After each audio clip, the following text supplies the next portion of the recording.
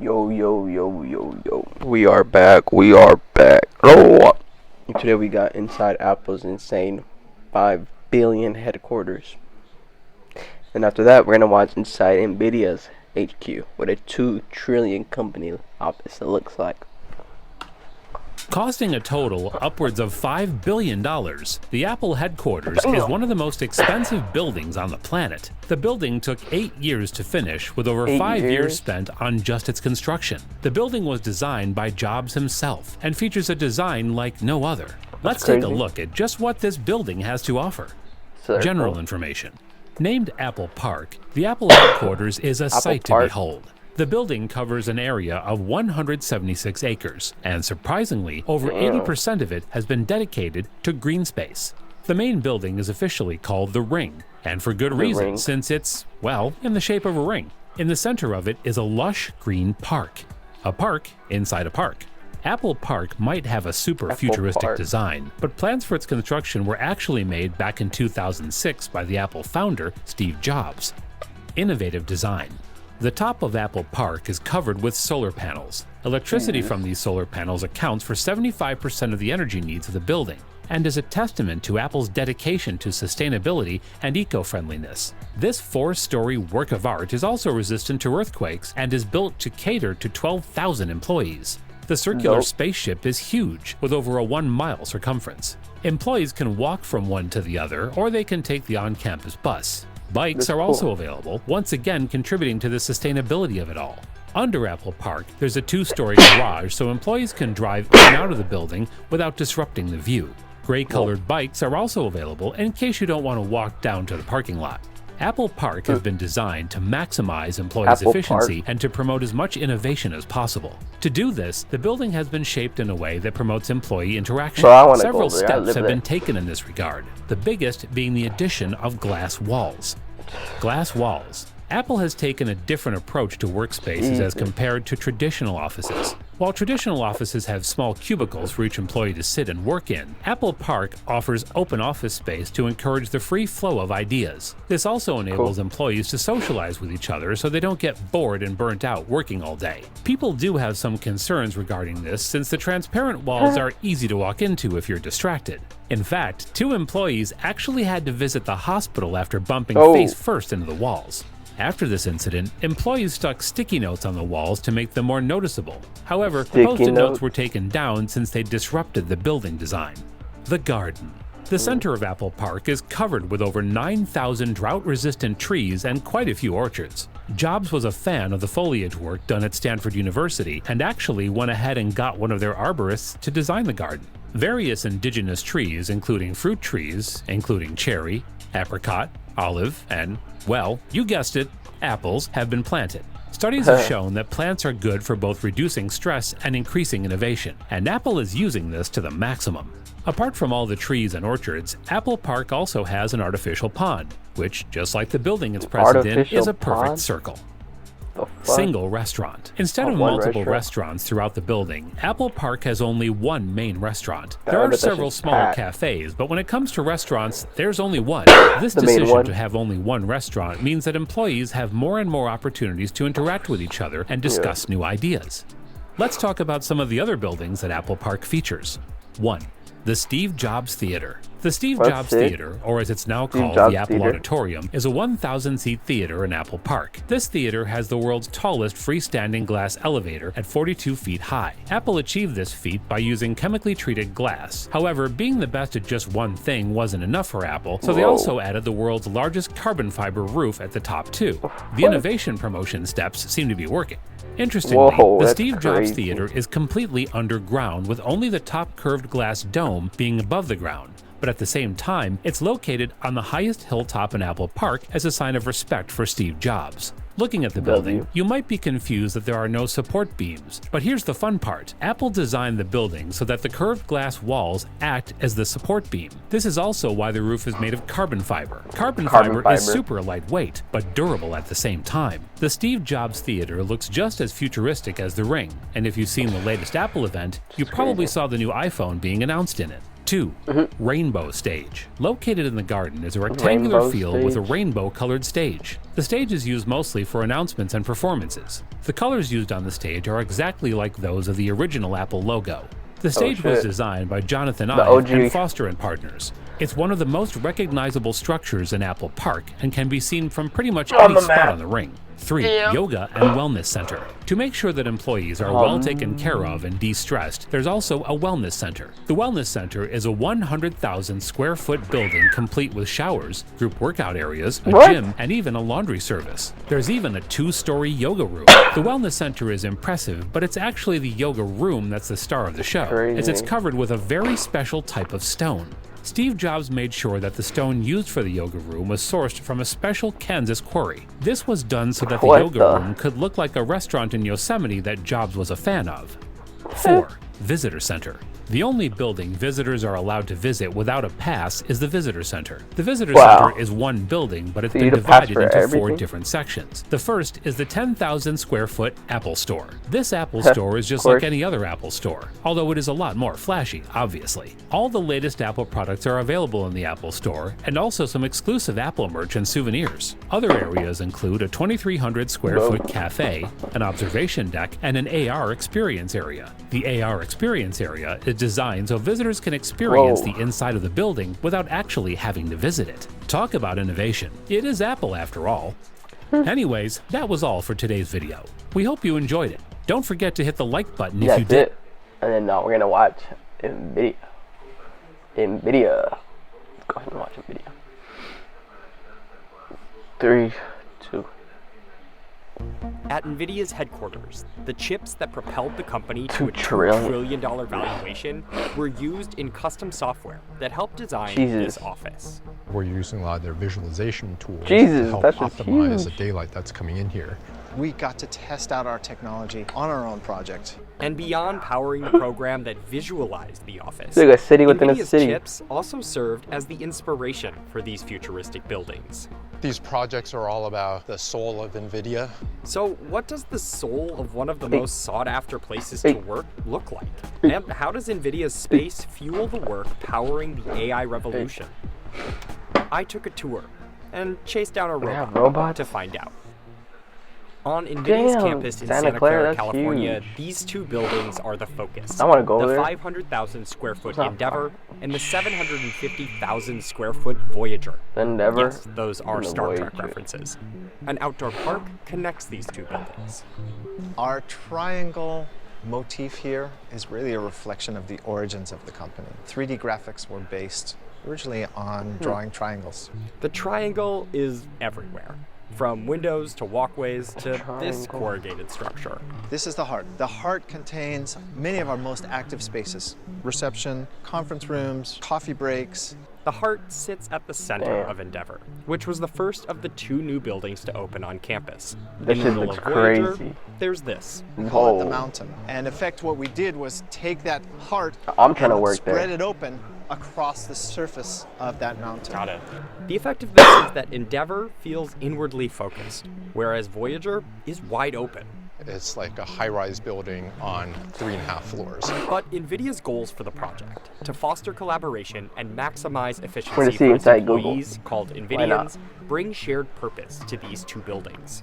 The CEO, Jensen, was very, very involved personally with the design here. For them, chip design, it's all about connections. How do you move information around on a silicon wafer? What they do is they design the connections first. In Voyager and Endeavor, there are workspaces for roughly 5,000 Nvidians total. The project's leaders decided the best layout for connecting workers was an open office. That's cool. We always talked about the ideal way of getting everybody to collaborate is to get everybody in one room. But as anyone who's worked in a big open room knows, noise can be a problem. I mean, if you're in one room with 3,500 people, that can be incredibly noisy. So the shaping of the roof helps mitigate the sound. The whole thing is faceted, so the sound as it reflects, it's not reflecting back to you, it's reflecting elsewhere. And behind that there's acoustical insulation there, so the sound goes and gets absorbed by the roof. Nvidia said findings in this MIT study helped motivate it to switch from the cubicle-filled spaces in its older offices to what we see in these newer buildings. There's a visual connection even if there's not an audio connection. And that allows that quicker iteration, allows those deeper relationships that are important to building very complex products.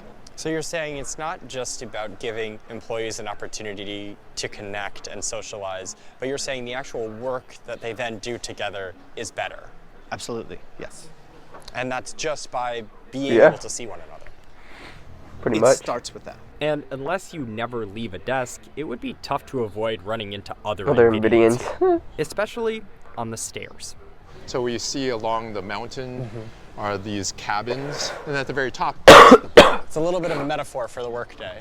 Your first coffee, your second coffee, and now you can have a drink. In Voyager alone, there are 19 staircases, some blazing trails up the mountain. we have way more stairs than you need technically to exit. The elevators are pretty tucked away. They're there. You know, people do need elevators, but it's not front and center. Like they're secret. That's again something I think that's pretty unique to Nvidia. But Nvidia's paths through the office aren't meandering.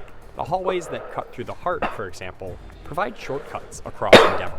And this extends outside too. Endeavor. When we built the second part of this campus, Voyager. which is Voyager, and the park in between, we connected them at both levels so that the trip Are they like between the two same? is as short as possible. How short? We tested it. How long do you think it's going to take us to get from here to Voyager? Shouldn't take more 2 than minutes? 2 minutes. There's no way. Let's start the timer. You can run. Go.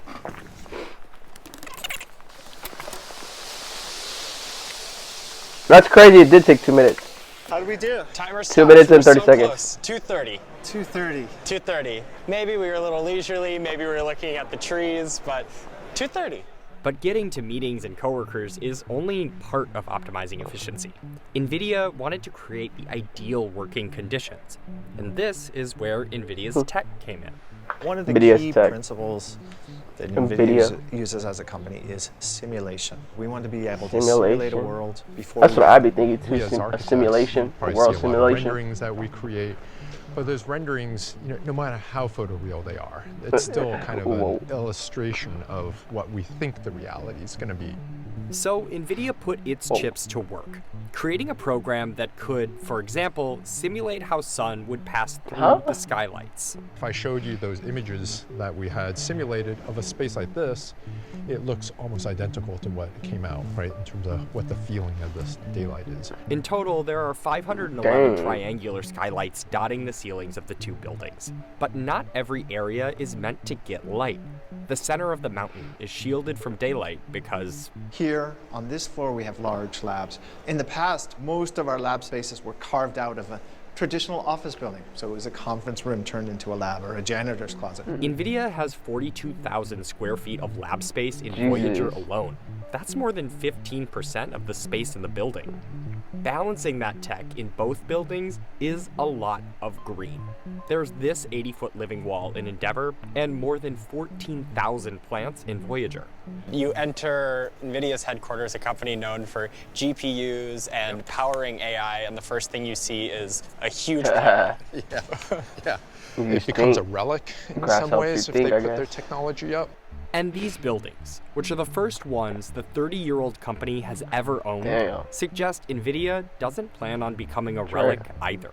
You see Apple, Google, Meta. Now this, right, they're really designing buildings for themselves. They've matured to a point where, yeah, they're like a multi-trillion-dollar company. They need spaces like this that really kind of can take them to the next This level. is crazy. NVIDIA The has company room is to worth grow. $2 It trillion. could even add a third spaceship. Would you consider using AI in some way? Could it possibly play a role in a future space? Yeah, AI for sure. undoubtedly will be part next. of the construction of that next building. It's an assistant. It extends our reach. I can only imagine. I got some AI what ideas the I'm thinking about right now. possibilities are if we started design again today. And I would hazard to guess with NVIDIA it would be something weird. Okay, that's where I'm gonna leave it. Hold on.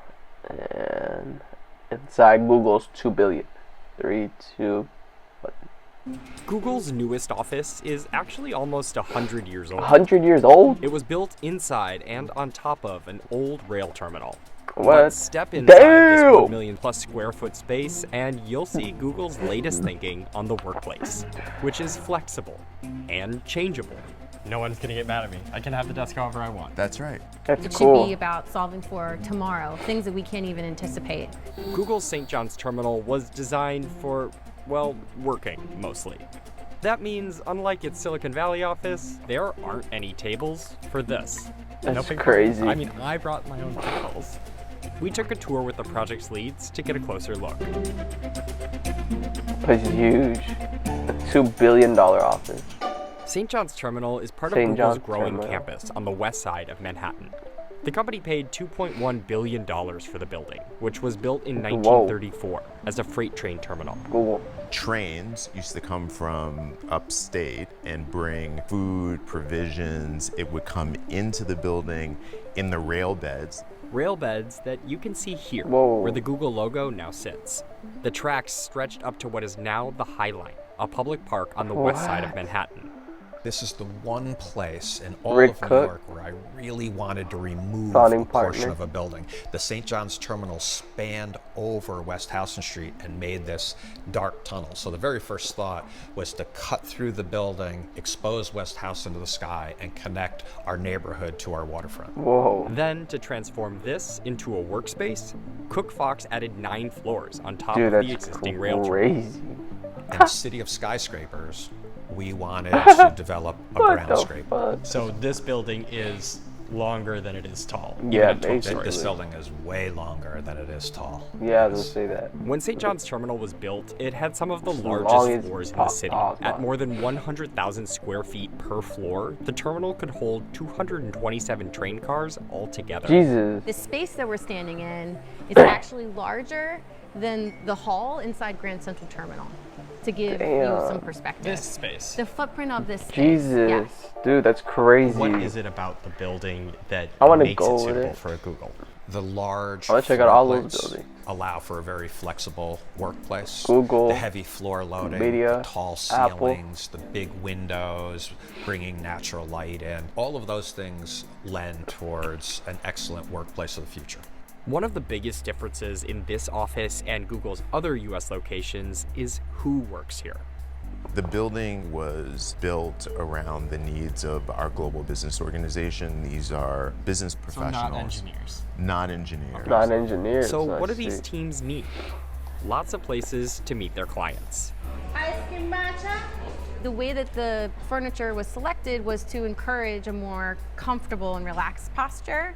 And then surrounding it, all of the components that you see, they're all just reinforcing this Looks notion sick, that bro. I like the everything's lights. lightweight enough I for like you to the take whole it in your building. own hands, pretty much. Basically do whatever I you think want. it just lowers place. the temperature and the sense of intensity that often comes with business interactions. You can immediately grab a coffee and have your Just meeting. chill. For meetings that require more than coffee, Google built Share, a full-service restaurant for Googlers and their clients. Wow. Is it as hard to get a reservation here as it is Share. It's a little easier here. Of course, there are spaces with actual desks and meeting rooms for Googlers. Googlers. Here, those spaces are called neighborhoods, and each team has one of their own. Neighborhood. That team decides how they want to configure the neighborhood, the mix of fixed desks versus more informal workspaces, Oh, man, communal that's big. tables, those sorts of things. So it would be possible for me to move it. Do you want to move it down? wanna move Let's it move down. it Who has to down. move a desk? That Okay. corner. And then we can just gonna rotate it that way, yeah. All right. I can have the desk however I want. That's right. That's Each cool. neighborhood has its own dedicated meeting rooms, so Googlers don't have to fight for the rest of the building to book a space for a team meeting. Okay. And that's where the real modularity comes in. They could say, our team that's working together, we're closer to units of 4 versus a unit of 8. So we'd like to have 2 meeting rooms instead of 1. So this space could be 2 meeting rooms instead of 1? Absolutely. Google's R&D team, Gensler, and the modular interior wall company DIRT developed a custom demountable room system. So teams working on the main workspace floors can adjust their room size based on their needs. That's from crazy. an 8-person meeting room to a pair of 4-person team rooms to a pair of 2-person shared You offices. just change it.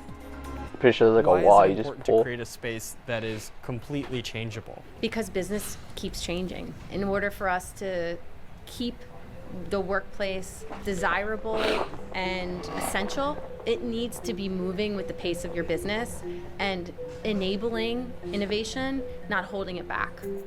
At St. John's Terminal, neighborhoods are only the half of it, literally. St. John's Here, Terminal? roughly equal floor space was given to shared workspaces, which include expansive work lounges, Would you guys on be every able to work floor, there? Looks cool. cafes, terraces, micro kitchens, and more.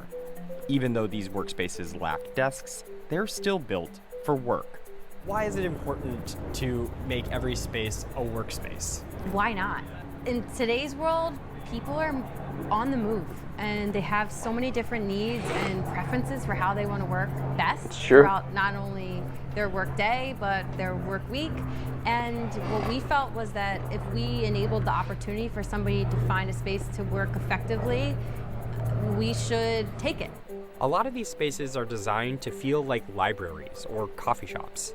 As we've walked through this space and seen the kind of amenities that are offered here, it's hard not to notice that it feels maybe a bit more grown up. When we were Does. building Feels this more like building, mature. we wanted it to feel like New York, but we also wanted Like Apple the feels more like a sense park, of like a little kid nature park. and You just go and connectivity check out some and crazy technology and calm shit. that often isn't associated with New York, because we know as human beings that's what we need to be productive. To Not to be fulfill that rude, but connection NBS to and nature, see the like the team put in about boringest one. 1.5 acres of native plants on terraces Probably a here. cool building though. When we were there, we saw a garage door kind of open up and like welcome employees to the outdoor space on the top levels. That's So crazy. sometimes this idea of biophilic design and connection to nature is very nuanced and subtle, and sometimes we like to be quite literal. So the garage doors on the north and south that could literally open up and connect you indoors and outdoors with nothing separating you. That was part of the design from day one. That's good. Of course, these gardens offer more than just plants. Even though St. John's Terminal is 12 floors, the open space around it allows clear views in all directions. It's hard not to notice your place in the city. There are so many options for office buildings in this city, and we looked at so many before zeroing in on this particular building. It's incredibly special in That's cool. the real estate footprint of the overall city. One of the most important It's a big ass things building. is how this building is of New York. And many people have a bias thinking about tech companies from the West Coast having an introverted quality to them. And I believe St. John's Terminal is fundamentally different in that it's absolutely integrated and part of a neighborhood. The addition of St. John's Terminal Damn. has made Google's New York operational footprint the second largest after its home base in Silicon Valley. Silicon Valley. Is Google just trying to take over the West Side? Basically. No, not quite. I think we're done for a while. What Google has tested here with modular design may be replicated in any of its future offices. But by then, St. John's Terminal could look quite different. So if you come back here in 10 years and Oh, things for look sure it's gonna different look inside, different. but you're just here for lunch, that's success. For sure. That's success. Got it. This space should patina in a way that none of us can predict, but is going to be the most beautiful outcome because the Googlers did it. The Googlers did it. And I will be a Googler out. And I will see you guys in the next video. Let me know what both buildings that you guys like the most. I like Apple's, honestly. Apple's was the best. Apple had a crazy building. Nvidia did too, but Nvidia's was kind of like oldish. Kind of reminded me like old. Need to update a little bit better. But I don't know. Maybe it's different from the inside. And then Google, that was pretty cool. The building, it was just chill little building. It didn't look too bad. We didn't get to see inside too much, but from the inside we did see. It seemed pretty cool. But let me know which ones you guys like. And I gotta get going.